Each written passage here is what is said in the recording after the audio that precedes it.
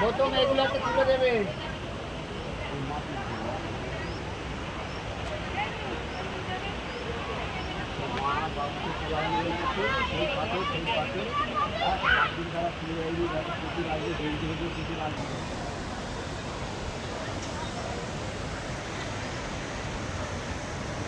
এটাই শস্যধারা বলে হচ্ছে মেন এই যে ঝর্ণার মতো যে জলগুলো পড়ছে,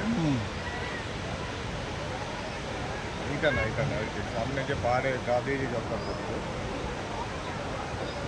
সরকারের যে বাবা তো তার জন্য